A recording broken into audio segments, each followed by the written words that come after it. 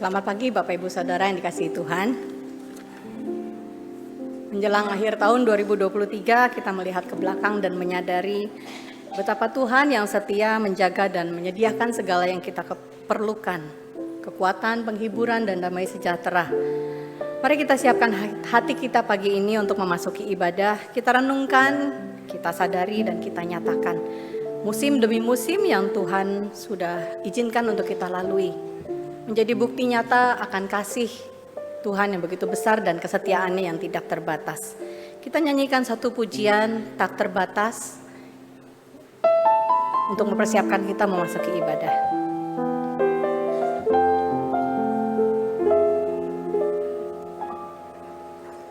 Semusim berlalu, namun kau selalu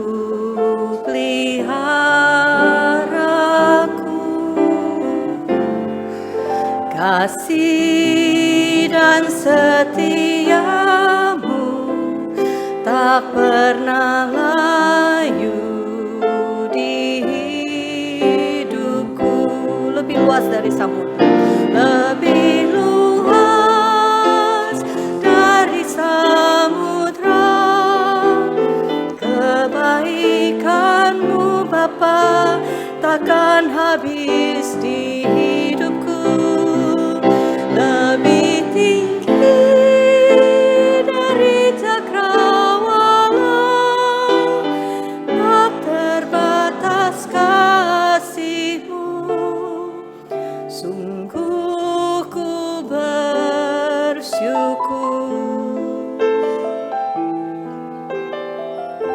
Semusim berlalu kau selalu peliharaku. Semusim berlalu, namun kau selalu peliharaku.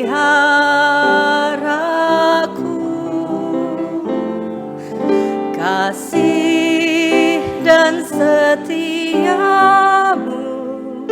tak pernah layu di hidupku. Lebih luas dari samudra, lebih luas dari samudra.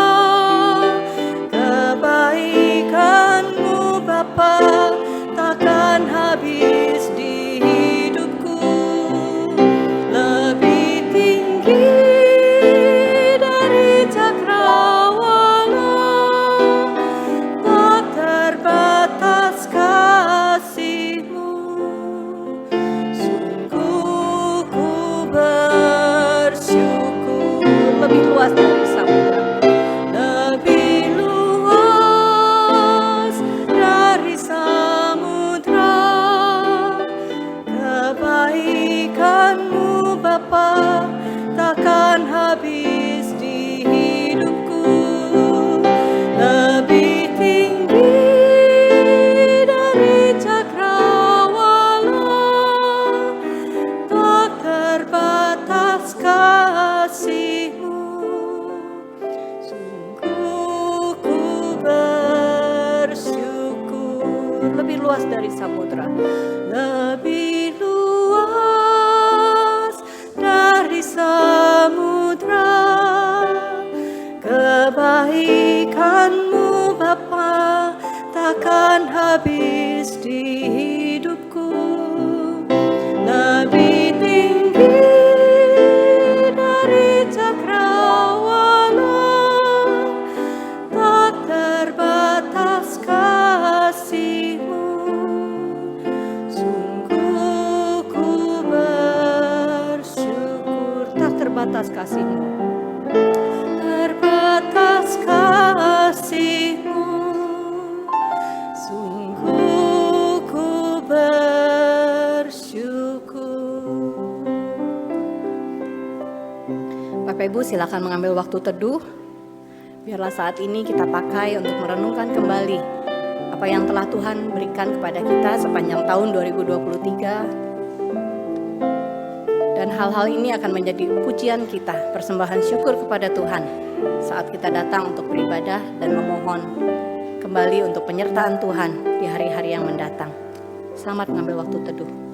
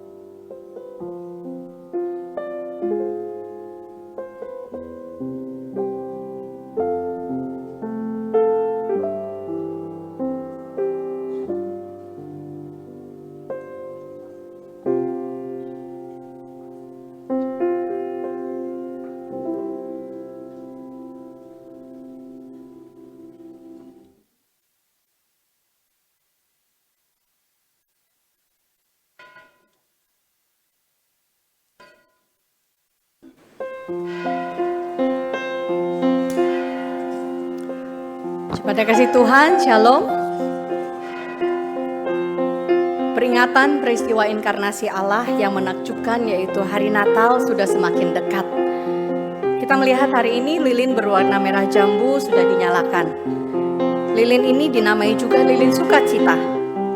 Maka dalam minggu Advent yang ketiga ini kita diingatkan tentang sukacita yang Allah berikan melalui kelahiran Yesus Kristus yang membawa keselamatan bagi dunia. Pada Natal pertama, malaikat Tuhan memberitakan kepada gembala kesukaan besar bagi segala bangsa. Para Majus sangat bersukacita melihat bintang timur yang memimpin mereka hingga tiba dan berhenti di atas rumah di mana Yesus berada. Dan Maria pun mendapat karunia untuk menjadi ibu bagi juru selamat. Bersama dengan paduan suara Sanctus, mari kita naikkan doa kepada Tuhan. Memohon untuk dapat mengalami perjumpaan dengan Allah Tritunggal. Melalui ibadah kita khususnya pada pagi hari ini. Agar kita mendapatkan pengenalan atas sumber damai, kasih dan sukacita. Yaitu Tuhan Yesus Kristus yang kita nantikan di masa Advent ini.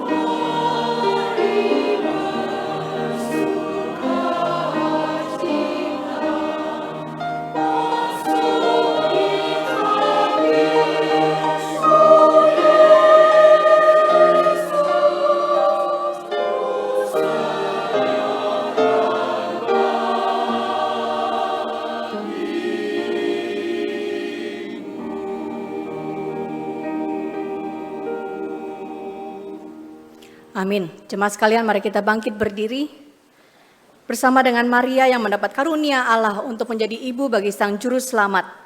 Mari kita bersama bergembira dan memuji Allah setelah menerima kabar dari malaikat Gabriel, di mana Maria berkata demikian, "Jiwaku memuliakan Tuhan, dan hatiku bergembira karena Allah Juru Selamatku, sebab Ia telah memperhatikan kerendahan hamba-Nya." Mari kita naikkan pujian, dengar malaikat nyanyi dan sukacita ku sembahkan.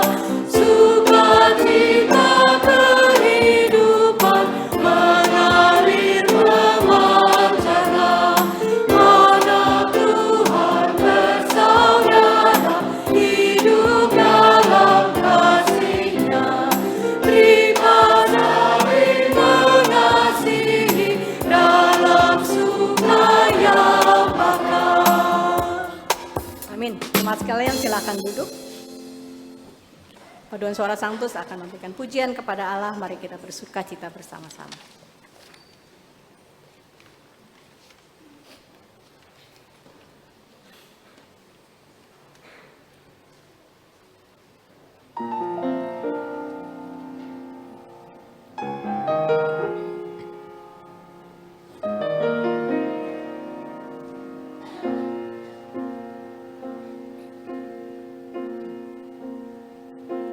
Walau dengan sabar ku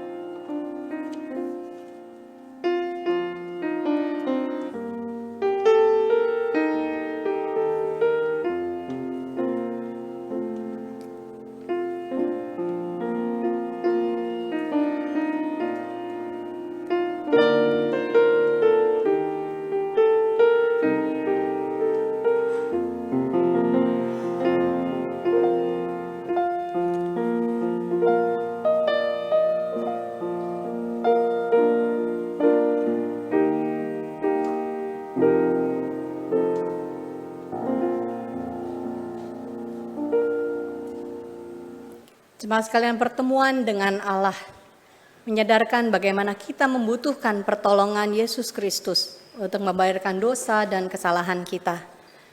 Mari kita bersama menatap kota kecil di Bethlehem, di mana di sana kita mendapatkan pengampunan atas dosa dan pelanggaran kita yang telah kita perbuat. Kita nyanyikan kota kecil di Bethlehem, membawa kita ke dalam pengakuan dosa.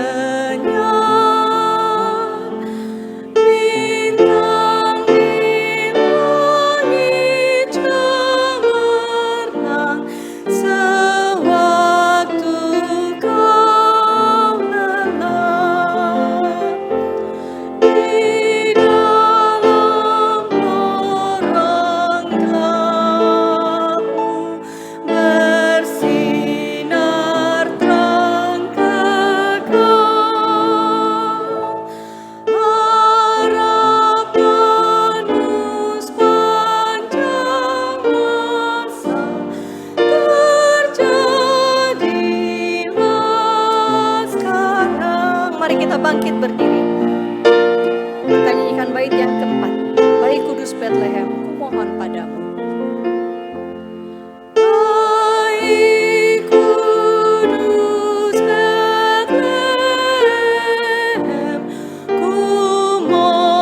kumohon padamu.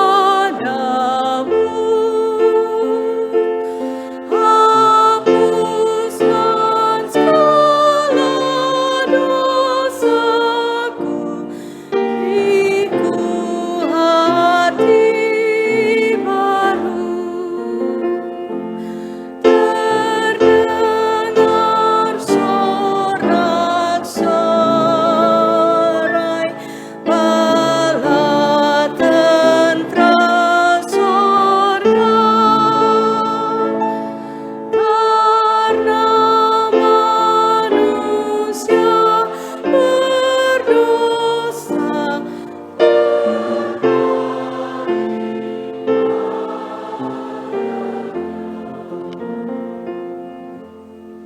Mazmur 27 ayat 9.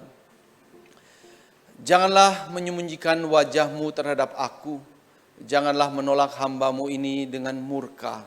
Engkaulah pertolonganku, janganlah membuang aku, dan janganlah meninggalkan aku, ya Allah penyelamatku. Marilah Bapak Ibu yang terkasih, saat ini kita mengambil waktu teduh secara pribadi dengan satu keyakinan bahwa Allah mendengar doa dan pengakuan dosa kita dan berikan pengampunan. Mari kita datang mohon ampun untuk setiap dosa dan salah kita. Mari kita berdoa.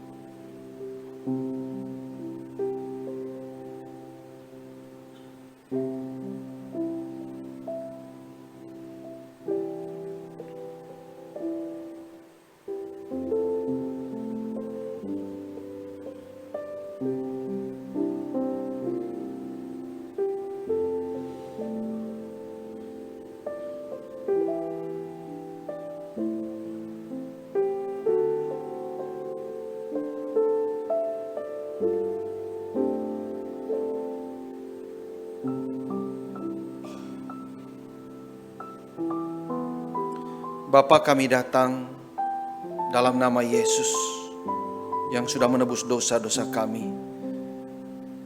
Kami mengaku bahwa kami berdosa. Seringkali kami mencari Engkau di tempat yang salah. Kami mencari kasih-Mu yang kekal pada hal-hal yang sementara saja. Yang hari ini ada, besok bisa hilang. Yang bisa memberikan kekecewaan kepada kami. Seringkali kami tidak memikirkan tentang kasih-Mu. Sebaliknya kami lebih banyak memikirkan hal-hal yang sementara. Bahkan kami lebih banyak memikirkan orang-orang yang marah, yang tidak senang dengan kami, yang kami tidak sukai. Seringkali kami menyia-nyiakan waktu-waktu kami dengan memikirkan, merenungkan hal-hal di dalam dunia ini saja. Tak ada sangkut pautnya dengan Engkau. Kami mohon ampun. Karena seringkali kami buta di dalam kehidupan kami setiap hari ya Tuhan. Kami mohon, berikan kami mata hati yang baru, agar kami bisa menggunakan hati pikiran kami untuk merenungkan, memikirkan tentang cinta-Mu yang ajaib, tentang kasih-Mu yang luas, lebar, dalam, dan tinggi, yang sungguh memuaskan hati kami, menyenangkan hati kami. Beri kami keberanian untuk dengan sengaja menyisihkan waktu-waktu kami ya Tuhan, untuk merenungkan kasih-Mu itu. Sehingga kami punya niat yang baru, yang kuat, untuk hidup berdasarkan kasih-Mu itu ya Tuhan. Terutama di masa-masa persiapan Natal ini. Biarlah kami lebih sering melakukannya ya Tuhan. Kuatkan kami, tolong kami. Biarlah kehidupan baru, hati baru yang sudah Kau anugerahkan kami di dalam Yesus Kristus, memberikan kami niat yang kuat. Dengar doa kami ya Tuhan, demi Kristus Tuhan kami berdoa. Amin. Bapak Ibu, dengarlah ayat janji pengampunan dosa buat kita semua pada pagi hari ini. Jadi saudara-saudara, kita sekarang dengan penuh keberanian dapat masuk ke dalam tempat kudus oleh darah Yesus. Karena Ia telah membuka jalan yang baru dan yang hidup bagi kita melalui tabir, yaitu diri-Nya sendiri. Mari kita angkat pujian ini sebagai respon pengampunan Tuhan.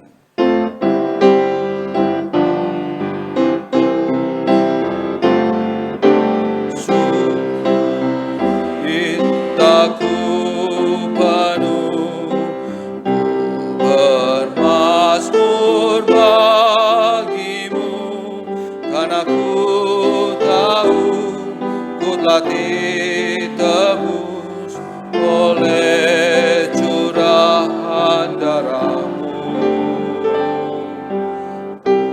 Menari bagimu, memuji nama-Mu, karena ku tahu ku berkemenangan oleh curahkan darah-Mu. Darah-Mu Yesus sucikan daku, darah-Mu Yesus bebaskanku, darah-Mu Yesus ubahkan daku, ku dijadikan baru. Marilah saat ini sambil tetap berdiri kita bersama-sama menyatakan pengakuan iman kita seturut dengan pengakuan iman rasuli yang sudah diikrarkan oleh gereja di sepanjang abad dan tempat, dengan suatu pengakuan iman yang berkata demikian. Aku percaya kepada Allah, Bapa yang Maha Kuasa, Khalik langit dan bumi, dan kepada Yesus Kristus, Anaknya yang tunggal Tuhan kita, yang dikandung dari Roh Kudus, lahir dari anak darah Maria, yang menderita sengsara di bawah pemerintahan Pontius Pilatus, disalibkan, mati dan dikuburkan, turun ke dalam kerajaan maut, pada hari yang ketiga bangkit dari antara orang mati, naik ke sorga, duduk di sebelah kanan Allah, Bapa yang Maha Kuasa, dan dari sana Ia akan datang untuk menghakimi orang yang hidup dan yang mati. Aku percaya kepada gereja yang kudus dan am, persekutuan orang kudus, pengampunan dosa, kebangkitan tubuh, dan hidup yang kekal. Amin. Silakan duduk. Mari sama-sama kita mempersiapkan hati kita mendengarkan firman Tuhan.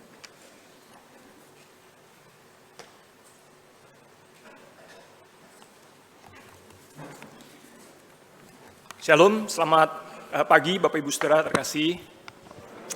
Mari kita bersama berdoa sebelum kita belajar firman Tuhan.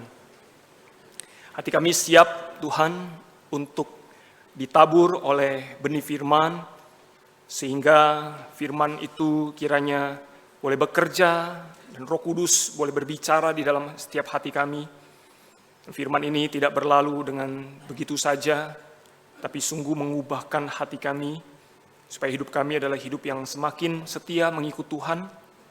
Kami rindu berakar, bertumbuh, dan berbuah di dalam Kristus. Diserahkan waktu di depan ini ke dalam tangan pemeliharaan-Mu Tuhan. Dalam nama Tuhan Yesus kami berdoa. Amin. Mari kita membuka di dalam Injil Matius pasal yang kedua, ayat pertama sampai ayat yang ke-12. Injil Matius pasal yang kedua, ayat pertama sampai ayat yang ke-12. Kita akan baca bersilih berganti, Bapak Ibu Saudara, saya akan baca ayat yang pertama, Bapak Ibu ayat yang kedua, demikian seterusnya. Ya. Injil Matius pasal yang kedua, ayat pertama. Sesudah Yesus dilahirkan di Bethlehem di tanah Yudea pada zaman Raja Herodes, datanglah orang-orang Majus dari timur ke Yerusalem.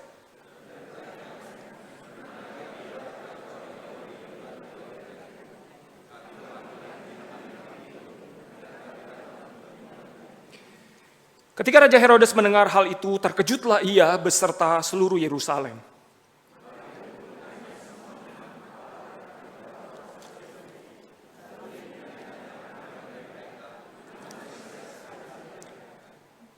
Mereka berkata kepadanya, di Bethlehem, di tanah Yudea, karena demikianlah ada tertulis dalam kitab Nabi.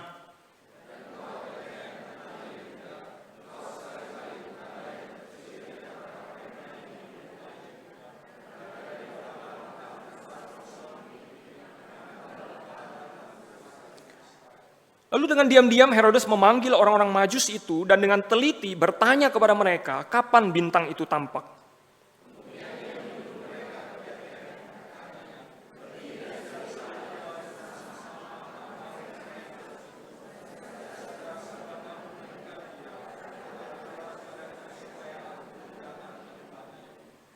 Setelah mendengar kata-kata raja itu, berangkatlah mereka, lihatlah bintang yang mereka lihat di timur itu mendahului mereka hingga tiba dan berhenti di atas tempat anak itu berada.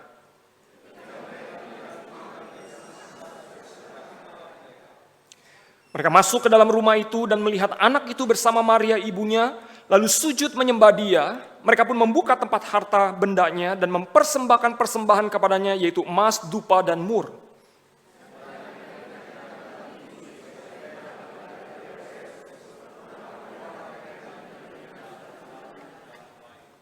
Demikianlah pembacaan firman Tuhan bagi kita semua. Bapak Ibu Saudara, secara garis besar, perikop ini bercerita tentang orang-orang Majus yang mencari Tuhan Yesus.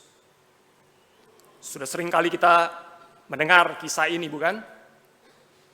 Tapi pertanyaan kita seringkali kita bertanya, dari mana orang-orang Majus ini bisa tahu ada raja orang Yahudi yang baru dilahirkan? Karena orang Yahudi saja sebenarnya tidak tahu ada raja mereka loh yang baru lahir.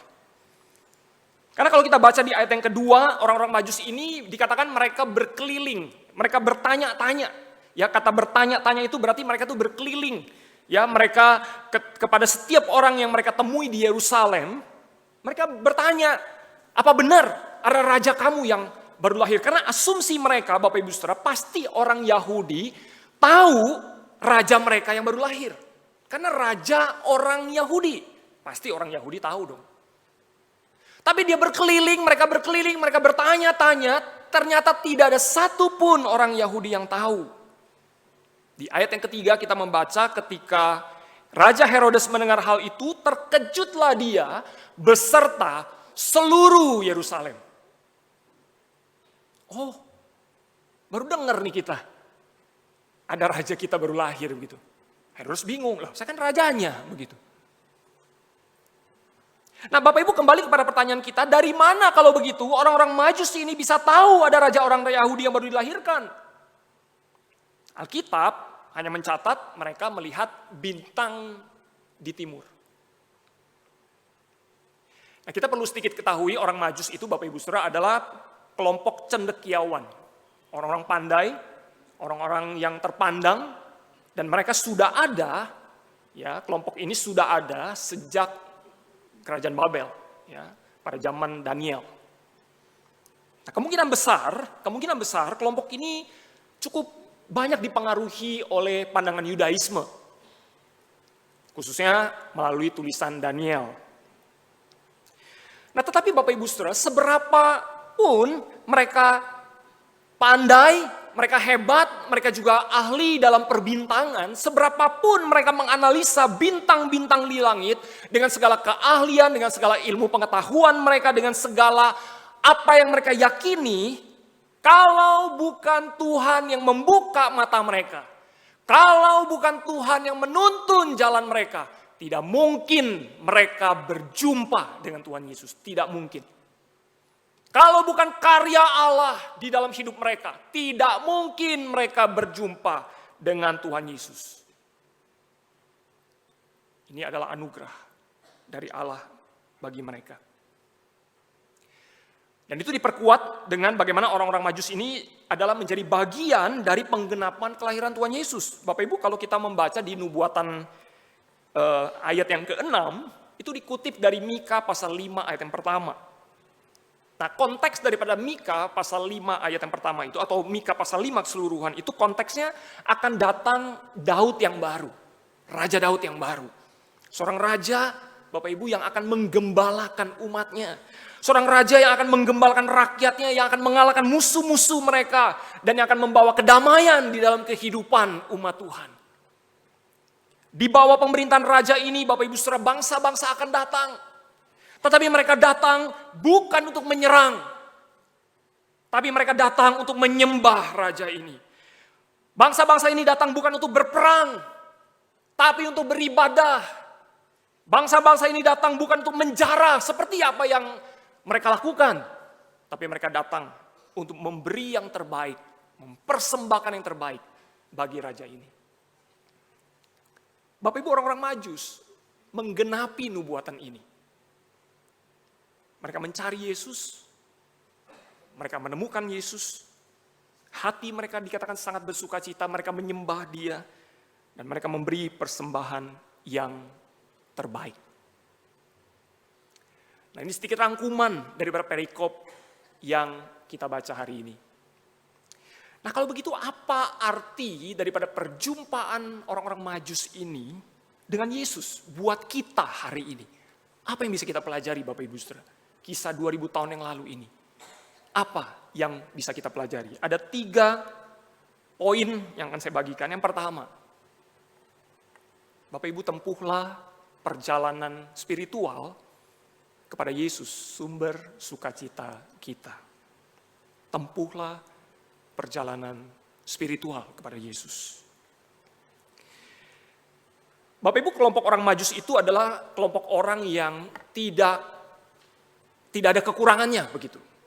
Ya, mereka tidak pernah kekurangan secara harta, secara tahta dan kuasa. Mereka juga kelompok yang hidup serba ada. Harta berlimpah, pendidikan tinggi, kekuasaan besar. Dan segala bentuk kebahagiaan dan kenikmatan mereka sudah alami dan mereka sudah miliki.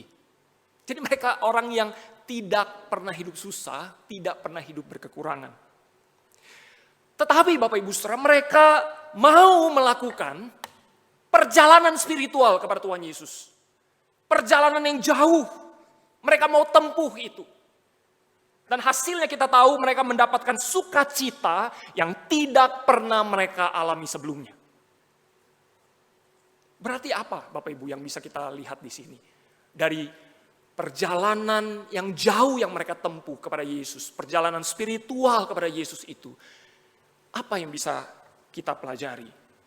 Kita melihat berarti Bapak Ibu Saudara, ada sesuatu yang jauh melebihi segala harta, tahta, dan kuasa yang mereka punya.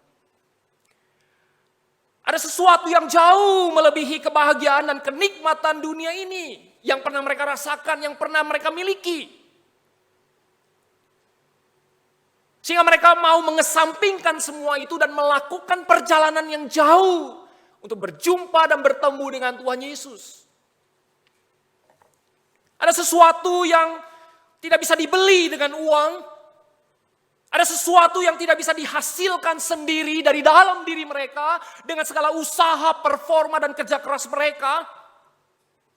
Dan mereka tahu bahwa sesuatu itu begitu berharga dan bernilai lebih dari segala apapun yang mereka punya di dunia. Dan itu adalah Tuhan Yesus. Tuhan Yesus yang diberikan Allah kepada kita. Tuhan Yesus yang terlebih dahulu mencari kita. Yang menempuh perjalanan yang begitu jauh dari surga ke dalam dunia. Tuhan Yesus yang memimpin kita kepada dirinya sendiri. Tuhan Yesus yang lebih ingin menjumpai kita, Bapak Ibu Saudara, daripada kita ingin menjumpai dia. Karena kita memang tidak bisa, karena kita adalah orang berdosa. Tapi bersyukur Tuhan lebih ingin ketemu kita daripada kita mencari dia. Dan orang-orang yang dituntun oleh Tuhan tidak akan pernah tersesat. Pasti akan tiba pada tujuan. Bapak Ibu Saudara, Tuhan Yesus menempuh perjalanan spiritual ke jalan salib. Menggantikan kita orang-orang yang berdosa. Tuhan Yesus mengambil semua kesengsaraan, penderitaan, air mata, keluhan, ratapan kita di kayu salib. Supaya Bapak Ibu Saudara dan saya, kita bisa mengalami sukacita sejati mulai hari ini sampai selama-lamanya. Tuhan tanggung semua perasaan itu, semua penderitaan itu buat kita. Dan kita bersyukur sukacita dari Allah itu adalah sukacita yang kekal, yang kita punya hari ini sampai selama-lamanya. Diberikan kepada kita, dikerjakan oleh Tuhan kita Yesus Kristus di kayu salib. Karena itu penemuan yang terbesar daripada iman, daripada sukacita kekristenan adalah ketika Tuhan Yesus justru kehilangan sukacita itu. Supaya kita mendapatkan sukacita itu sepenuhnya. Dia mengalami penderitaan yang besar. Supaya kita tidak perlu mengalaminya. Tapi justru sebaliknya kita mengalami kemenangan dan sukacita sepenuhnya. Itulah yang Tuhan Yesus katakan di dalam Yohanes pasal 16. Tuhan Yesus berkata begini Bapak Ibu Saudara, kamu akan menangis dan meratap. Tetapi dunia akan bergembira. Kamu akan berduka cita, tetapi duka citamu akan berubah menjadi sukacita. Seorang perempuan berduka cita ketika dia melahirkan karena saatnya telah tiba. Namun sesudah ia melahirkan anaknya, ia tidak ingat lagi akan penderitaannya karena kegembiraan bahwa seorang manusia telah dilahirkan ke dunia. Demikian juga kamu sekarang berduka cita, tetapi aku akan melihat kamu lagi dan hatimu akan bergembira dan tidak ada seorang pun yang dapat merampas kegembiraanmu itu dari kamu. Itu janji Tuhan Yesus bagi murid-muridnya. Bapak Ibu Saudara, satu-satunya cara bagi seorang wanita untuk melahirkan seorang bayi, anak yang dikasihinya, dan mengalami sukacita adalah dengan masuk ke dalam terowongan penderitaan, kesakitan, dan bahaya. Ibu-ibu pasti tahu persis peristiwa ini. Dan Tuhan Yesus mengidentifikasikan dirinya, Bapak Ibu Saudara, seperti wanita yang mau melahirkan. Dia berbicara kayu salib. Tapi duka cita itu akan berubah menjadi sukacita bagi kita semua. Bapak Ibu Saudara, orang-orang Majus merespon panggilan Allah di dalam pencarian dan perjalanan kepada Yesus. Karena mereka tahu, hanya di dalam Tuhan Yesus, kepenuhan hidup itu mereka peroleh. Bapak Gereja Agustinus, dia pernah berkata, jatuh cinta kepada Tuhan itu adalah romansa terbesar. Mencari dia adalah petualangan terbesar. Dan menemukan dia adalah pencapaian terbesar daripada manusia. Bapak Ibu, di akhir Perang Dunia Kedua, banyak pesawat bomber Amerika dikirim dalam misi berbahaya ke Eropa Selatan untuk melumpuhkan pasokan minyak daripada tentara Nazi. Tapi sayangnya karena kekuatan militer yang tidak kalah ya dari pasukan Nazi, banyak pesawat bomber ini yang tertembak. Sehingga para pilot Amerika yang menggunakan parasut, mereka menyelamatkan diri, tetapi tetap ketika mereka mendarat, mereka terancam ya bisa ditangkap dan dibunuh oleh tentara Nazi. Tapi tanpa disangka-sangka Bapak Ibu Saudara, ada petani-petani Serbia yang berkomitmen mencari pilot-pilot Amerika ini dan membawa mereka ke tempat yang aman sebelum diketahui dan ditangkap oleh tentara Nazi. Dengan mempertaruhkan nyawa mereka, para petani ini memberi makan, merawat, dan melindungi para prajurit Amerika ini.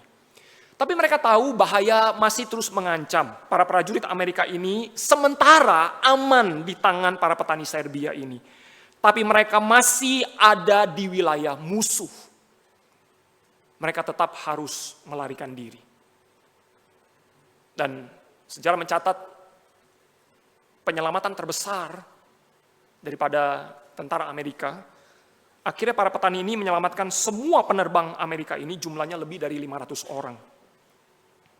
Nah, bagaimana caranya mereka menyelamatkan para pilot ini? Ya, mereka membawa para pilot ini menuju tempat evakuasi rahasia, Bapak Ibu Saudara. Para pilot ini harus menghabiskan waktu berminggu-minggu mengikuti arahan, mengikuti petunjuk, dan yang mengetahui jalan menuju evakuasi rahasia itu hanyalah para petani Serbia ini. Meskipun ada kendala bahasa, tapi mereka tetap mengikuti dan percaya kepada segala pimpinan dan tuntunan daripada para petani Serbia ini. Bapak Ibu Saudara, para pilot ini telah diselamatkan dari musuh mereka. Tapi perjalanan mereka baru saja dimulai. Mereka masih harus terus berjalan menuju kebebasan yang sepenuhnya, yang seutuhnya. Bapak Ibu, di dalam konteks iman Kristen, kita juga telah diselamatkan dari kematian kekal, dari dosa kita. Dan kita sekarang dibawa kepada jalan menuju sesuatu. Bagi para pilot ini, Bapak Ibu Saudara, perjalanan mereka adalah untuk bertahan hidup. Tapi bagi kita, peristiwa ini kita bisa kaitkan di dalam kehidupan kita adalah sebuah perjalanan iman kita kepada Tuhan. Tuhan Yesus yang menyelamatkan kita kini memanggil kita, Bapak Ibu Saudara, untuk berjalan bersama dengan Dia. Meskipun kita telah dirampas dari kematian rohani, tapi kita menyadari bahwa kehidupan Kristen belumlah sebuah pencapaian, Bapak Ibu Saudara, tapi sebuah perjalanan. Already but not yet. Kita telah diselamatkan, kita telah memperoleh sukacita di dalam Kristus. Tapi ini barulah awal daripada perjalanan kita menuju kehidupan bersama dengan Tuhan selama-lamanya di surga. Tuhan Yesus menyelamatkan kita, tapi Dia meminta kita untuk tetap berjalan mengikut Dia di tengah-tengah dunia ini. Perjalanan kita belum selesai, Bapak Ibu Saudara. Justru pada waktu kita percaya dan menerima Tuhan Yesus sebagai Tuhan dan Juru Selamat, perjalanan kita baru dimulai. Mengikut Tuhan kita Yesus Kristus. Merindukan hidup makin serupa seperti Tuhan Yesus. Sampai kita berjumpa dengan Dia di surga yang mulia. Karena itu Bapak Ibu Saudara, maukah kita menempuh perjalanan spiritual bersama Yesus di tengah-tengah dunia yang penuh dengan penderitaan dan pergumulan ini? Maukah kita jatuh cinta terus-menerus kepada Yesus? Kita mencari Dia, kita menemukan Dia, kita menyembah Dia, kita melayani Dia, kita mau memberitakan nama Dia, dan kita mau hidup makin hari makin serupa seperti Dia. Menempuh perjalanan spiritual bersama Yesus di tahun 2024 nanti. Kita mau ambil komitmen, Tuhan, aku mau kembali menempuh perjalanan spiritual bersama dengan Engkau. Menghitung berkat-Mu, melihat karya-Mu, mencari kehendak-Mu, memenuhi panggilan-Mu, dipakai oleh-Mu, menjadi berkat bagi banyak orang. Maukah menempuh perjalanan spiritual? Jangan kita hanya sekedar menempuh perjalanan di dunia ini, Bapak Ibu Saudara. Banyak orang, Bapak Ibu Saudara, hanya melakukan apa yang terjadi. Tapi mereka tidak melakukan apa yang seharusnya mereka lakukan. Banyak orang yang hanya puas melakukan dan menyadari realita hidup. Oh ya, saya sakit, ya sudah saya sakit. Oh ya, saya harus melakukan tugas saya, oke, begitu. Banyak orang Kristen hanya melakukan apa yang terjadi. Padahal yang Tuhan rindukan, mereka melakukan apa yang seharusnya mereka lakukan sebagai anak Tuhan. Jangan kita berjalan di dalam dunia ini hanya melakukan apa yang terjadi, Bapak Ibu Saudara. Kalau seperti itu, semua orang di dunia juga bisa melakukannya seperti kita. Apa bedanya kita dengan dunia? Tapi Tuhan merindukan kita melakukan apa yang seharusnya kita lakukan sebagai seorang anak Tuhan. Itu yang Tuhan rindukan bagi setiap orang percaya. Dan itu tidak bisa kita lakukan kalau kita tidak menempuh perjalanan spiritual bersama dengan Tuhan Yesus. Jatuh cinta lagi kepada Dia, mencari Dia, dan menemukan Dia di dalam kehidupan kita setiap hari. Ini yang pertama Bapak Ibu Saudara. Yang kedua, dari peristiwa Majus kita belajar bahwa sekali kita sudah menemukan Yesus, hidup kita tidak akan pernah sama lagi. Di ayat 22 Bapak Ibu Saudara, kita tahu bahwa orang Majus itu setelah berjumpa dengan Tuhan Yesus, mereka itu diperingatkan jangan kembali kepada jalan yang sama. Tapi mereka diperintahkan pulang melalui jalan yang lain. Pulang lewat jalan lain. Kita tahu Bapak Ibu Saudara ini karena Herodes mau membunuh Tuhan Yesus. Ketika Herodes tahu dari berita orang Majus di mana lokasi Yesus berada. Maka malaikat memerintahkan kepada orang Majus, ya, jangan pulang lewat jalan yang sama, pulang lewat jalan lain. Tapi ada makna lain Bapak Ibu Saudara di balik perintah ini. Orang Majus setelah berjumpa dengan Tuhan Yesus, kita tahu hidupnya tidak lagi sama. Mereka datang Bapak Ibu Saudara sebagai orang yang berdosa di hadapan Yesus.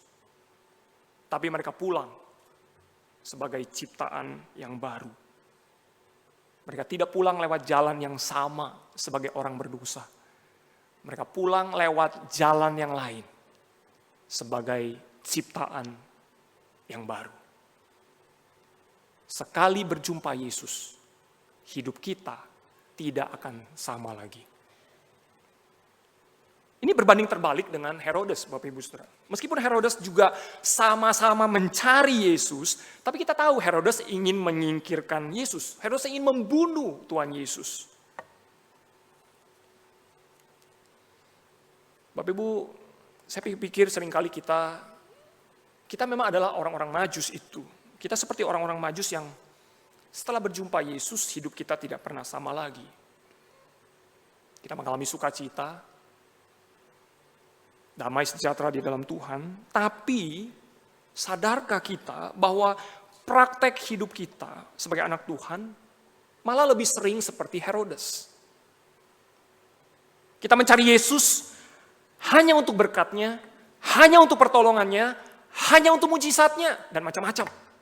Sesuai keinginan kita.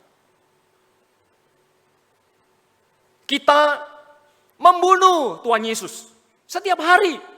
Dengan keinginan-keinginan kita, Bapak Ibu Saudara. Kita sebenarnya nggak tertarik dengan pribadinya. Kita nggak tertarik dengan perintah-perintahnya. Kita nggak tertarik dengan keinginan-keinginannya. Kita tidak tertarik dengan panggilannya.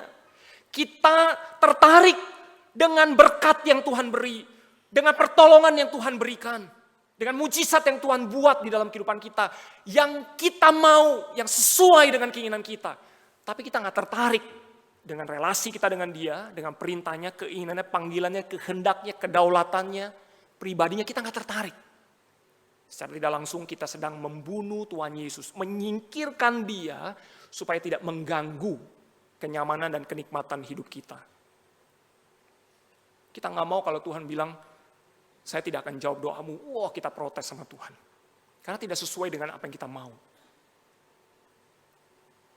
Tanpa sadar kita membunuh Yesus setiap hari dengan keinginan-keinginan kita.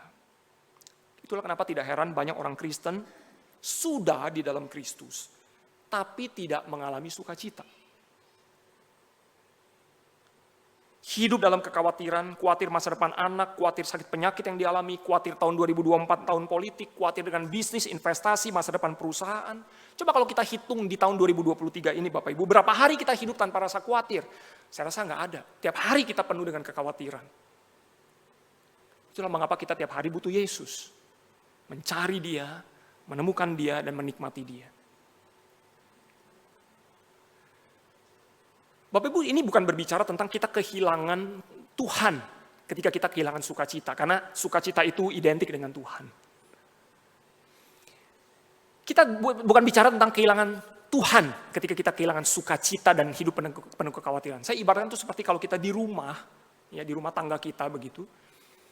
Ya kita mengasihi anak kita sayang sama anak kita. Anak kita nggak cari kita, tetap kita sayang dia. Anak kita nggak peduli sama apa yang kita lakukan buat dia, kita tetap sayang dia. Tapi anak itu nggak mengalami sukacita di dalam kasih kita kepada dia. Mereka sibuk melakukan apa yang mereka anggap mendatangkan sukacita buat mereka. Padahal ada relasi yang begitu intim yang bisa mereka nikmati bersama dengan papa mamanya. Menyadari betapa kasih sayang. Tapi mereka tidak melakukannya. Mereka yang rugi sendiri. Mereka tidak mengalami sukacita itu. Tapi itu tidak menghilangkan sukacita kita untuk kepada dia. Kita sangat mengasihi anak kita mencintai dia. Sama dalam hidup kita juga seperti itu Bapak Ibu Saudara.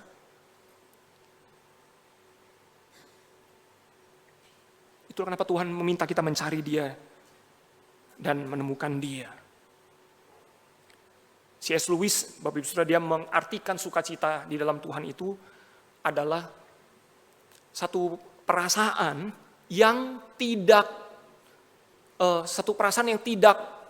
terjawab begitu. Ya. Tidak terjawab, tidak bisa terpenuhi. Tapi kita tidak mau pergi dari perasaan itu. Karena perasaan itu jauh lebih bernilai daripada semua perasaan apapun di dunia. Itu C.S. Lewis, agak filosofis memang. C.S. Lewis itu berkata sukacita itu adalah satu perasaan yang selalu sepertinya tuh tidak terpuaskan begitu. Tapi kita nggak mau menggantikan perasaan yang tidak terpuaskan ini dengan perasaan lain yang ada di dunia ini. Karena dia tahu bahwa perasaan ini lebih besar nilainya daripada perasaan apapun di dunia. Begitu. Itulah mengapa sukacita itu juga sebuah paradoks. Kita sudah memiliki Kristus, sukacita itu, tetapi kita masih terus disuruh mencari. Carilah Tuhan, carilah wajahku. Padahal kita sudah punya, sudah miliki. Begitu.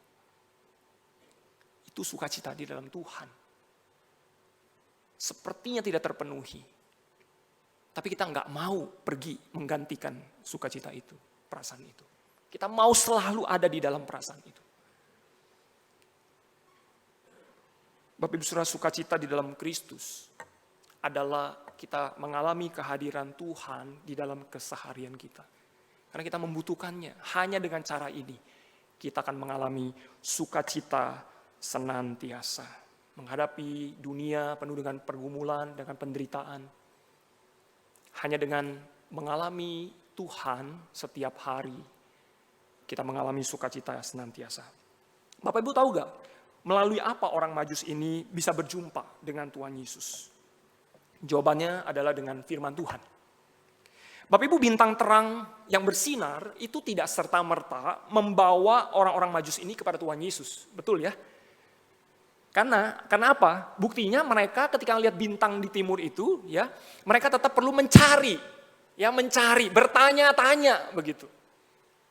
Sampai firman Allah dinyatakan di dalam ayat yang ke-6. Nubuatan itu dinyatakan. Barulah bintang itu membawa mereka ke tempat persis Yesus berada.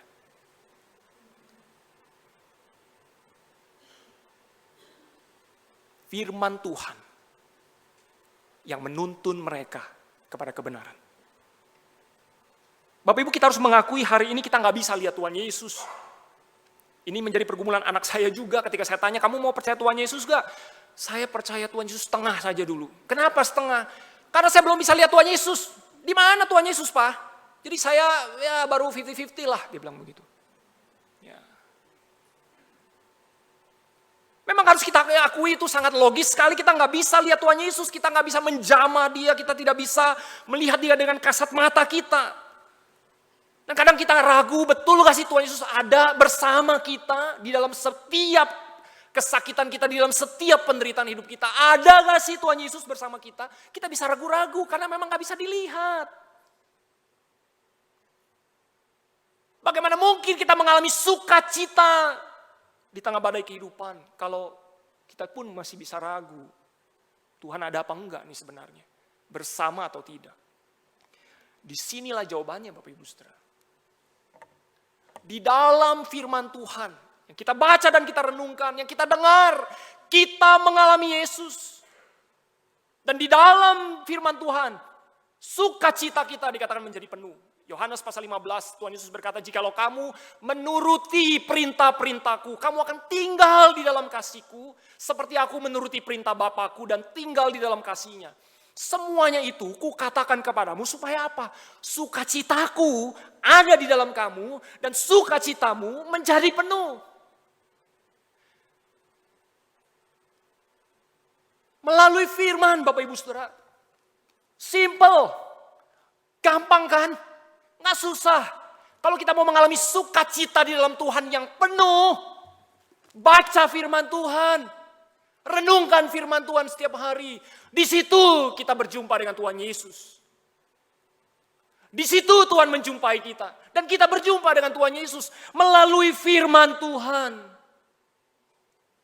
Kalau ditanya tipsnya apa, resepnya apa kita bertumbuh, kita mau mengalami sukacita di tengah-tengah penderitaan kita. Simple. Baca firman Tuhan, renungkan firman Tuhan setiap hari bersama dengan Tuhan Yesus. Gak ada jawaban lain. Karena Tuhan jelas berkata, kalau kamu menuruti perintah-perintahku, sukacitaku ada di dalam kamu dan sukacitamu menjadi penuh. Jadi kalau kita mau mengalami sukacita yang penuh, kita mau mengalami penghiburan, kekuatan daripada Tuhan, tapi kita gak mau baca Alkitab, omong kosong kita dapat sukacita itu. Bagaimana kita bisa menghadapi hidup ini? Kalau kita tidak mengandalkan Tuhan dan kebenarannya. Dan kedua, kita bersyukur ada karya Roh Kudus yang memproduksi sukacita itu di dalam diri kita. Dan menariknya, Roh Kudus itu bekerja melalui firman, melalui kebenaran. Firman dan Roh Kudus tidak pernah terpisahkan. Sukacita di dalam Tuhan dikerjakan oleh Roh Kudus di dalam diri kita. Kita punya dua kekuatan, unlimited resource. Punya dua kekuatan besar, firman dan karya Roh Kudus. Kurang apa orang Kristen? Kurang apa? Cuma sayangnya, kita tidak mengandalkan Tuhan, kita tidak membaca firman. Kita mengandalkan diri sendiri. Nggak heran, hidup kita penuh kekhawatiran sepanjang hari. Kejarlah ini Bapak Ibu Saudara. Tempuhlah perjalanan spiritual bersama Yesus.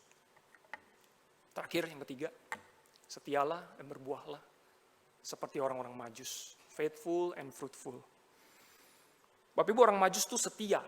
Setia banget. Ya, kalau kita baca dari awal sampai jumpa Yesus, tujuannya cuma satu, apa? Menyembah Yesus. Dari jauh tempuh perjalanan yang tidak mudah. Tujuannya satu, menyembah Yesus. Dan itu yang mereka lakukan ketika berjumpa dengan Yesus. Sampai ketemu. Menyembah Yesus. Mereka setia. Dan mereka juga fruitful. Ketika mereka berjumpa Yesus, mereka mempersembahkan persembahan terbaik bagi Dia.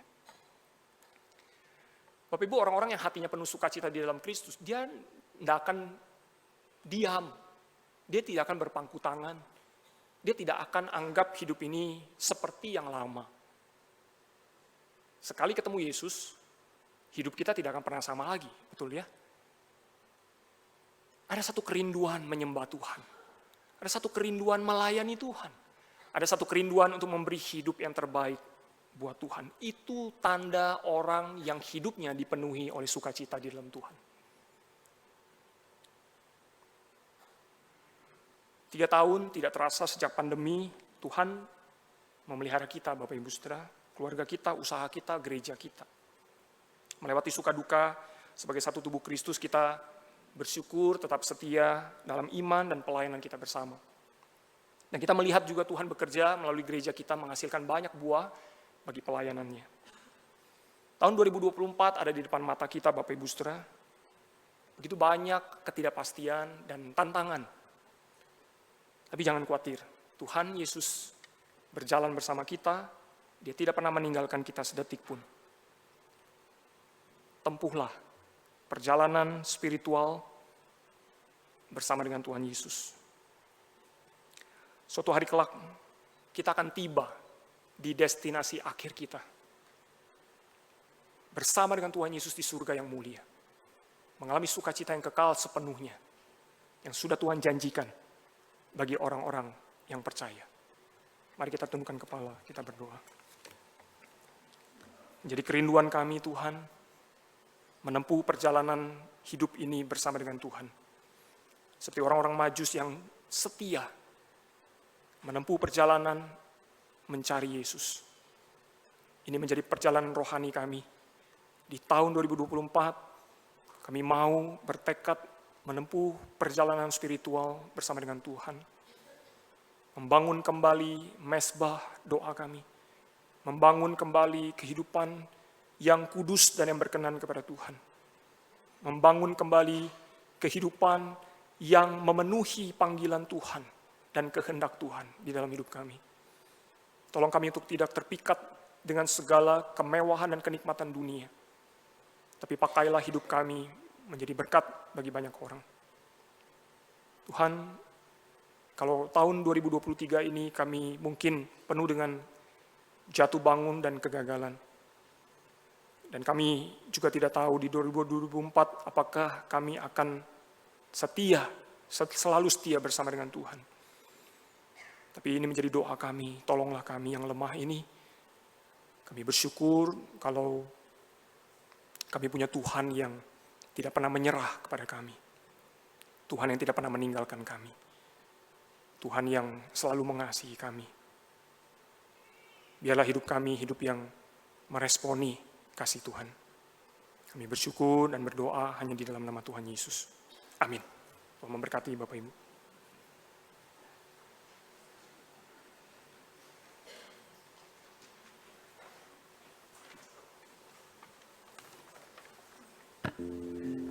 Jemaat sekalian, saatnya kita memberikan persembahan kepada Tuhan sebagai respon akan firman Tuhan yang telah kita dengarkan.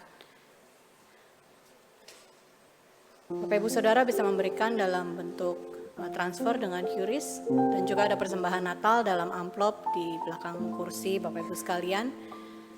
Jika memberikan dengan transfer, nominal terakhir tolong diganti dengan angka 25 untuk persembahan khusus untuk Natal.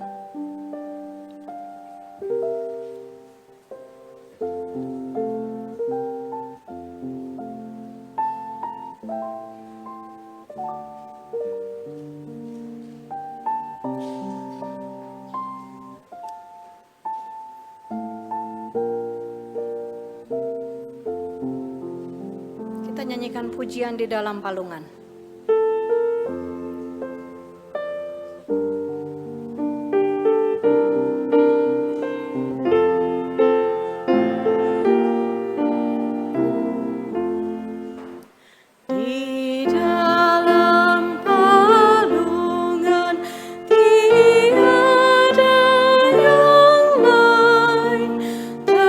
Berbaring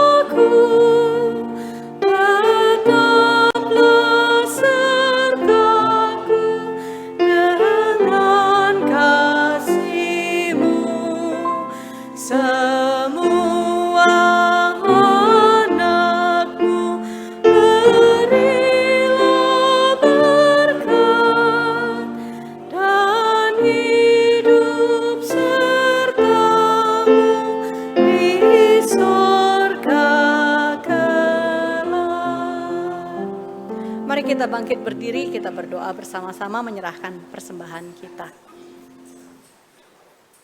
Bapa dalam kerajaan surga, kami bersyukur atas firman yang telah Tuhan berikan kepada kami.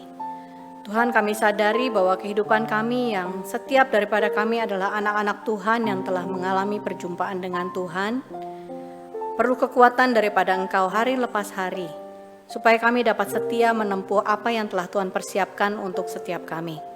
Bapa, demikianlah hidup kami yang ingin kami persembahkan kepada Engkau. Biarlah kekuatan yang Tuhan sudah berikan kepada kami pakai dengan setia untuk menjalankan tugas yang Tuhan sudah siapkan untuk kami. Dan berkat yang juga tidak pernah kurang dalam hidup kami yang kami persembahkan kembali kepada Tuhan. Menjadi suatu bukti bahwa penyertaan Tuhan selalu cukup setiap hari. Tuhan sertai kami dengan kekuatan daripada Roh Kudus-Mu, berikan kami hati yang setia dan selalu mau untuk menjalani firman Tuhan dalam kehidupan kami. Inilah hidup kami, Tuhan terima, dan persembahan kami pun biarlah Tuhan yang pakai. Di dalam nama Tuhan Yesus kami berdoa. Amin. Jemaat sekalian silakan duduk.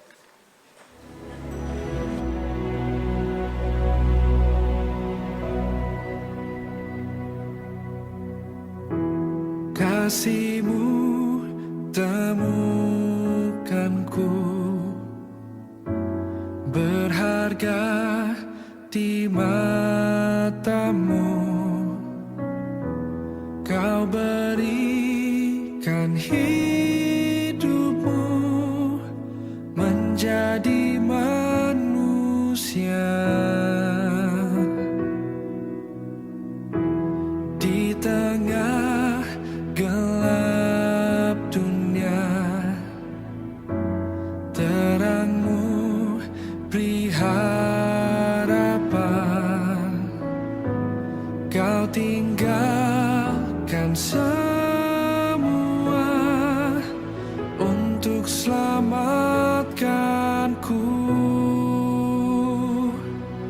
dan ku akan memuji nama-Mu selamanya, hanya menyembah Kau Yesus. Kau juru selamatku, lahir di hatiku, mengubah hidupku. Shalom saudara sekalian, kita bersyukur hari ini Tuhan memimpin kita ke dalam rumahnya, bertemu dengan Tuhan, dan disegarkan kembali iman kita melalui pujian ibadah dan juga firman Tuhan. Kita ucapkan terima kasih kepada rekan-rekan yang melayani, Guru Injil Tan Kian Guan, Paduan Suara Sanctus, rekan-rekan lain yang melayani musik, multimedia, sound system, dan sebagainya. Kiranya segala kemuliaan bagi nama Tuhan kita. Saudara, pada hari ini saya ingin menyambut, kalau di antara saudara ada yang pertama kali beribadah di GKY Puri Indah, kami ingin berkenalan dengan saudara dan menyambut saudara. Di sebelah kanan saya, kalau ada yang pertama kali beribadah, boleh berdiri, kami ingin menyambut saudara. Ada Bapak dan Ibu, ya selamat datang, selamat beribadah.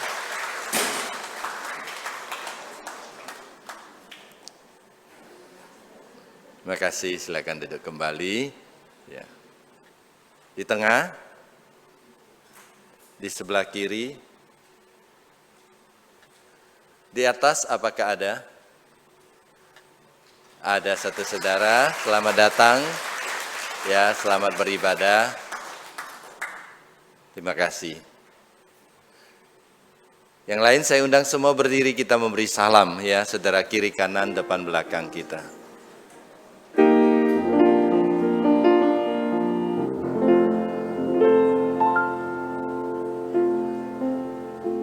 Silakan duduk kembali.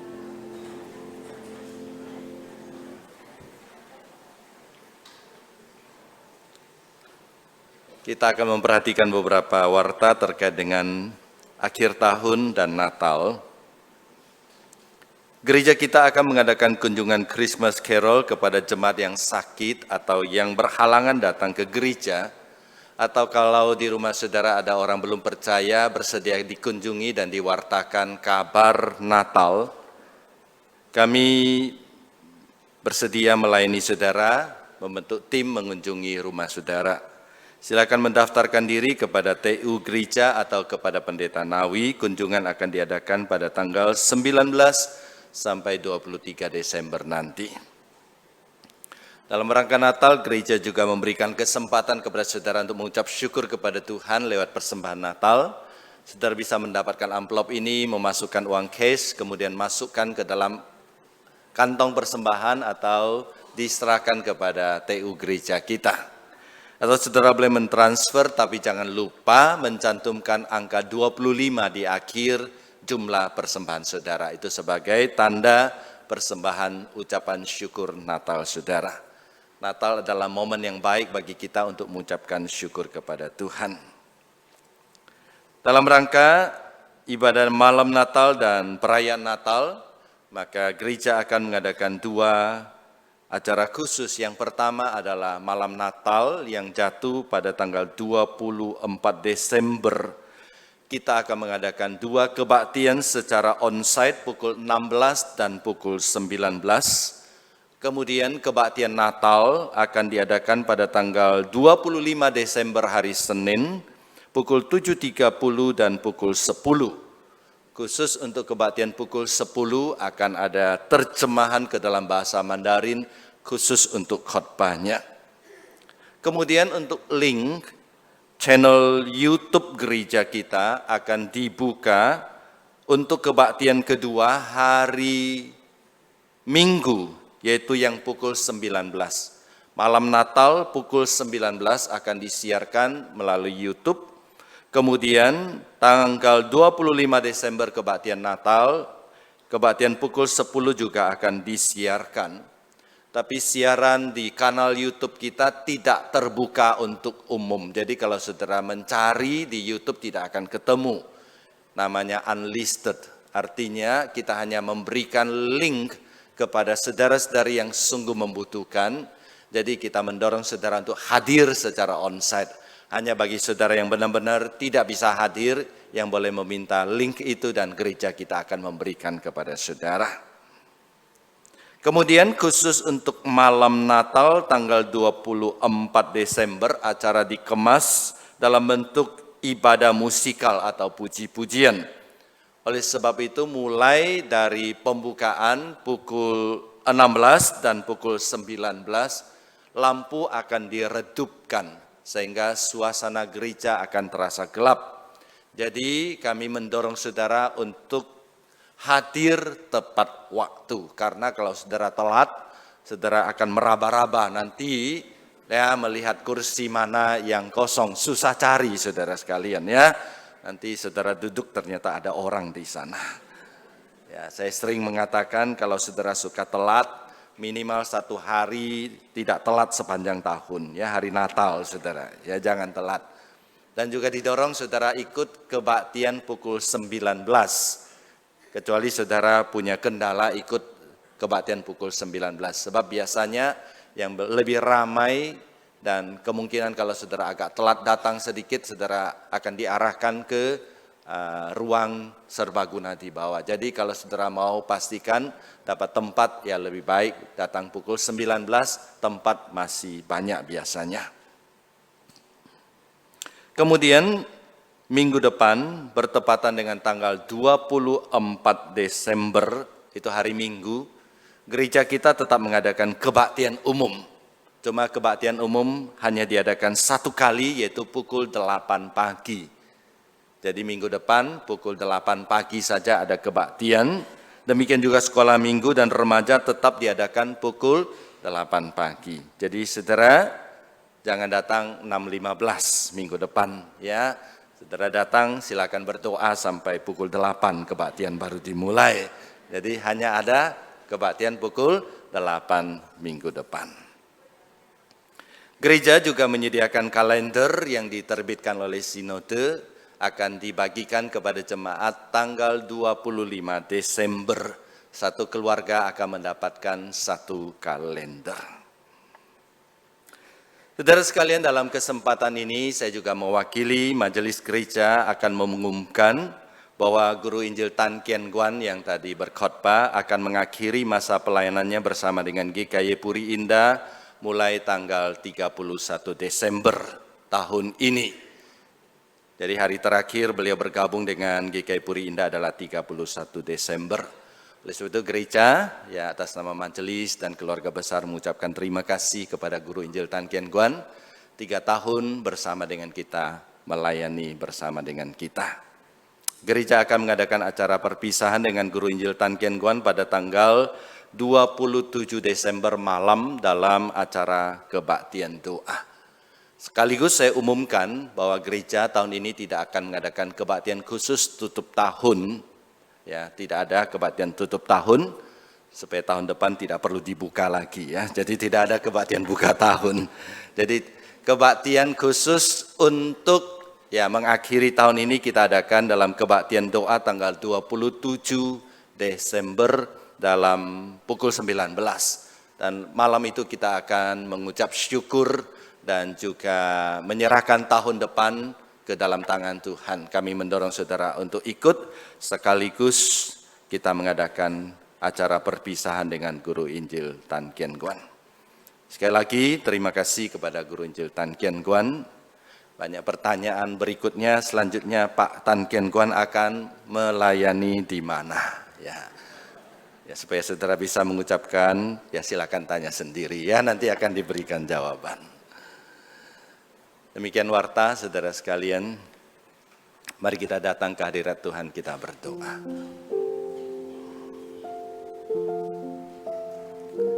Di hari Advent ketiga ini kami datang mengucapkan syukur melalui para majus. Kami diingatkan kami hanya bisa mendapatkan sukacita sejati ketika kami bertemu dengan Sang Juru Selamat ajaib, Sang terang abadi itu, yaitu Yesus Kristus yang telah lahir.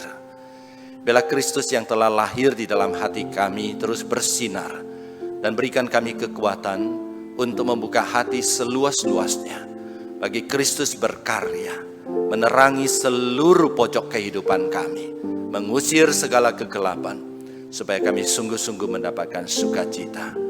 Ajar kami seperti para majus mau menempuh perjalanan rohani untuk terus mengalami Kristus setiap hari, setiap saat di dalam kehidupan kami. Dan penjumpaan kami dengan Kristus sungguh boleh menolong kami menerima sukacita dan menjadi agen sukacita kepada orang-orang di sekitar kami. Tuhan, saat ini kami juga berdoa menyerahkan untuk Guru Injil Tan Kien Guan ke dalam tangan Tuhan.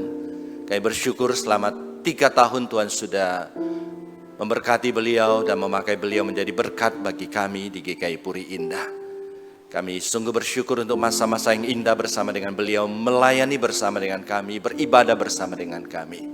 Kami berdoa Tuhan, untuk tahun depan beliau akan memasuki ladang pelayanan yang baru. Kami percaya ada pekerjaan yang lebih besar yang sudah Tuhan titipkan kepada hamba-Mu. Ada berkat besar yang Tuhan akan salurkan dimanapun hamba-Mu berada dan melayani. Biarlah kehidupan menjadi terang bagi kemuliaan nama Tuhan. Bagi keluarganya, bagi semu, bagi anak-anak Tuhan juga berkati. Terima kasih Tuhan. Tuhan, kami juga berdoa menyerahkan dalam minggu ini kami akan mengadakan banyak kegiatan. Tuhan berkati kami untuk acara-acara perayaan Natal, kiranya semua berjalan dengan lancar. Berikan keamanan kepada kami. Biarlah kami tidak hanya mencari hura-hura, mencari kado, mencari hal-hal yang bersifat duniawi. Tapi kami kembali menemukan makna Natal, pertemuan pribadi dengan Kristus melalui perayaan Natal ini. Kami secara khusus berdoa bagi banyak jemaat yang melakukan perjalanan dalam akhir tahun ini. Tuhan lindungi, Tuhan berkati perjalanan dari jemaat. Lindungi mereka, jauhkan mereka dari mara bahaya.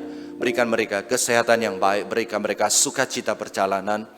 Dan biarlah mereka tidak melupakan Tuhan dimanapun mereka berada. Dan tetap setia beribadah kepada Tuhan. Terima kasih Tuhan.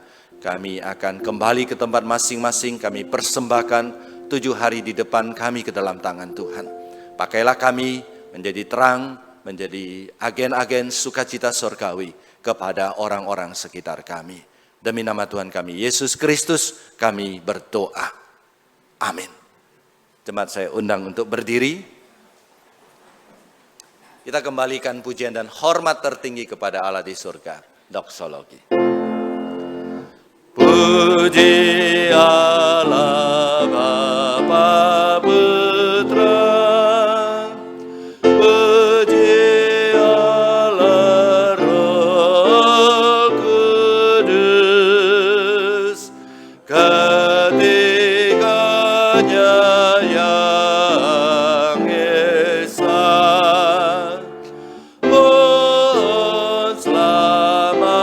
sumber berkat. Amin.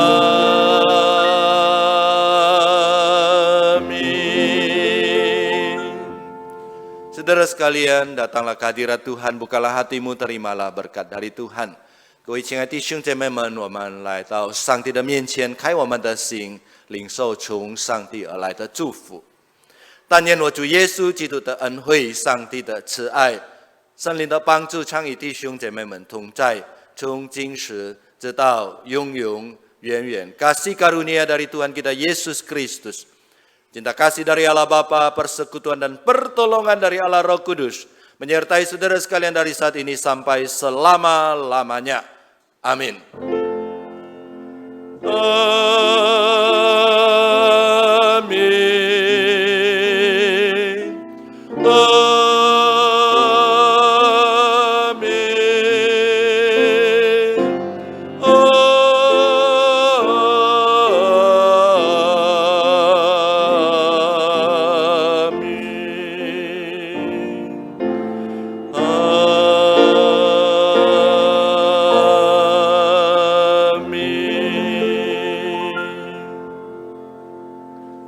Silakan duduk. Saat teduh kebaktian selesai, Tuhan memberkati saudara.